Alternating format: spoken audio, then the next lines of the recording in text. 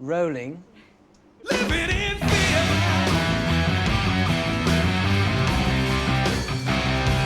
Living in fear.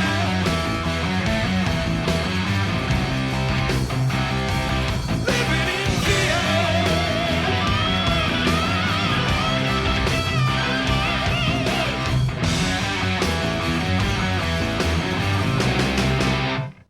Myself and John Taylor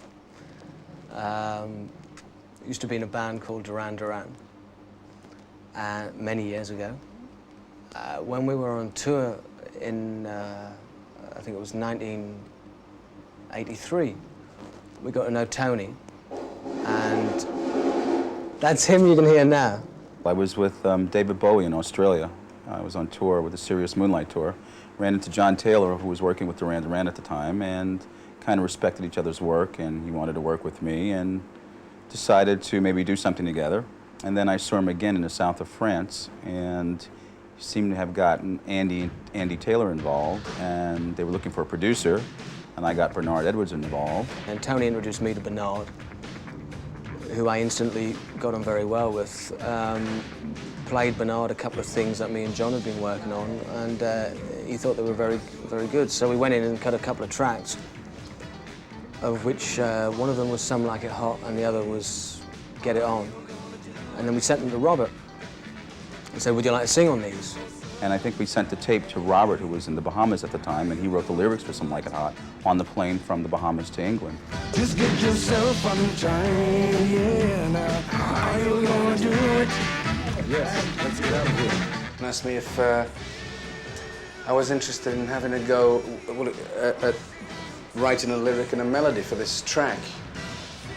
And I liked the groove, and went over and just did one song, and then it sort of built from there. When we released it, or when we came about to giving it to the record company to release it, oh, we'll never get that played on radio, and oh, it's too loud, the drums, and it got to #2 in the US and #6 here.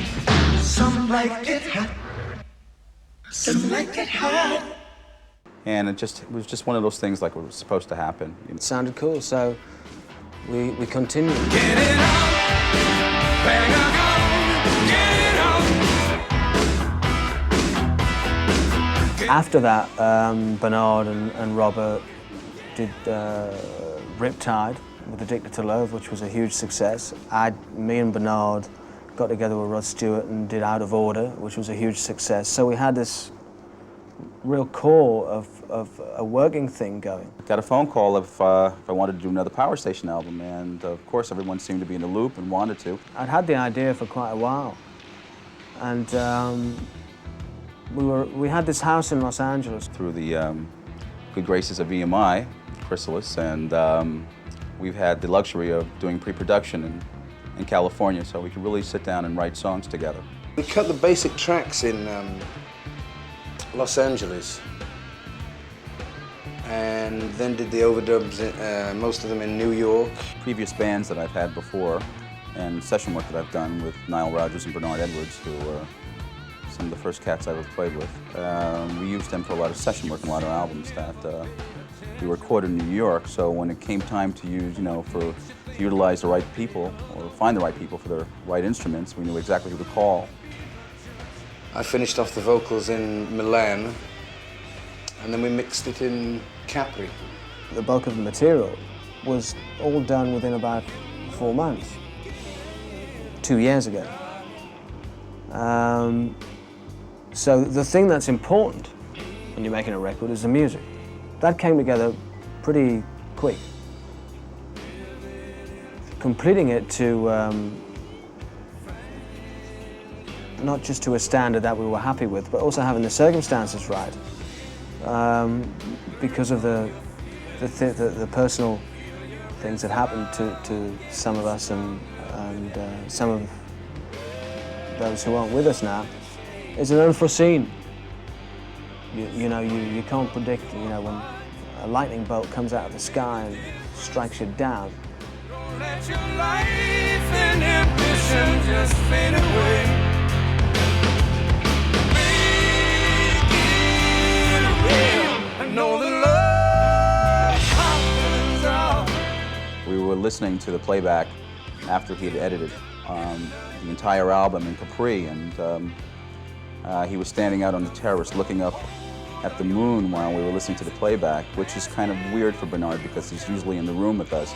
But for some reason, he sat outside, and I just thought, you know, the brother needed just space, you know. So I finally, at the end of it, went outside to get his response about everything, and he just said, you know, this album is really, he's really happy with it, and he wants, and he hopes that everybody else would like it. When we were in Capri, he was just looking forward to getting on the road and slamming this stuff down, and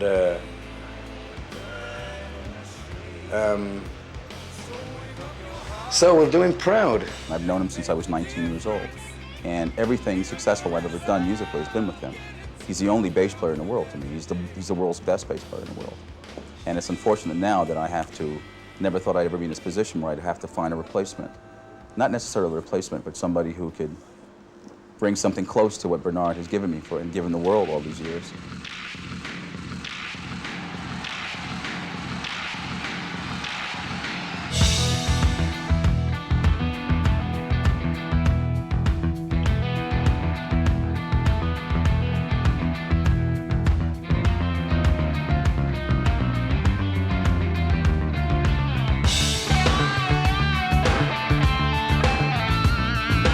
From the word go, the way that the band knit together was uncanny, really. I mean, there was no discussion or anything. It was just like plug in and play, and the band had an immediate sound. There was an energy there that we wanted to play together. But when we got in the same room, it just poured out of us. Which is strange, since we've got a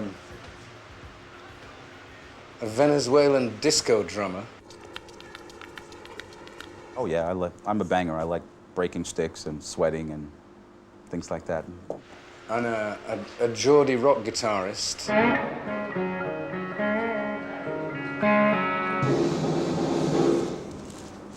Whether it goes one way, where it's like a sort of more like linear sort of dance funk stuff.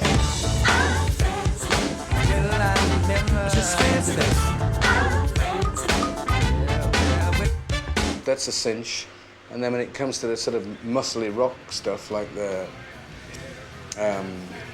single or the title track from the album, the band's just capable of going in so many directions.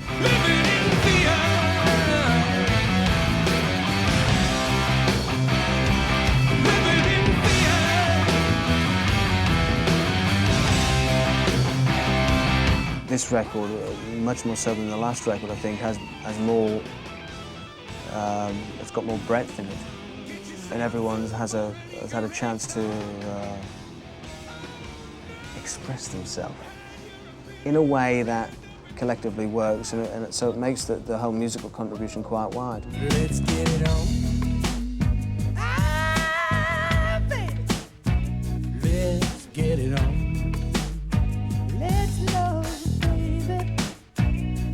I suppose it's because everybody in the band has so much experience, in and out of the studio, live, and been involved in all kinds of different work over so many years that it pays off. You just sort of know how to adjust to go into that certain mood, certain groove.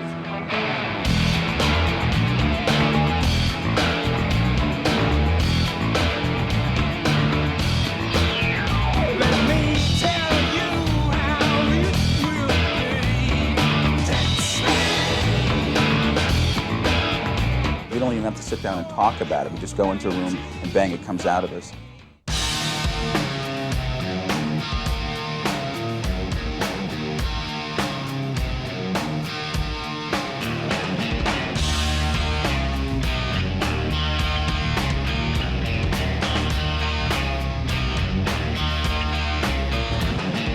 We had a house in Los Angeles, which we rented, where we set all the equipment up, and just started putting it together. And one morning I had this idea for Chic and Rocket. Andy came up with a couple of chords, and immediately everyone just knew that this was, it sounded similar to the first album. And then Robert came up with lyrics. I came up with, it's a sorry looking donut if it doesn't have a hole. I thought, well, okay, that's a good start. It sort of suits the song, and went from there. So that about sets the tone for the whole tune. It just worked perfectly.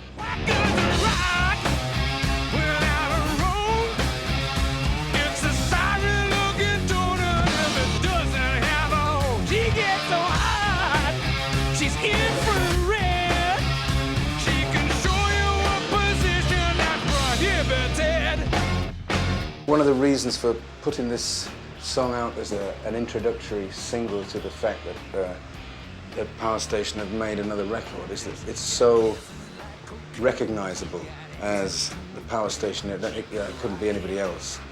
And I just hope that the idiotic lyrics are perceived as such and that nobody takes it seriously for a second. She's got a ring, you know she'll never miss a beat, and she ain't never missed a gig. She'll bring you down, she'll knock you out. She can wrestle with your ego till your pride goes out. She can rock it. And then, of course, we get to look forward to taking it to the stage, which I've never done. I've never toured with the band. Robert and Andy came up with this bright suggestion to have me in the front with them on stage, which is really, really uncomfortable for me because I've been in the back all my life, which is fine. You know, it's fine. I'm comfortable there because I can make enough noise that, trust me, if I'm not in the front, you're going to hear me. It can't stop. Hey! There's an interview here! Unbelievable. Give him a drum kit.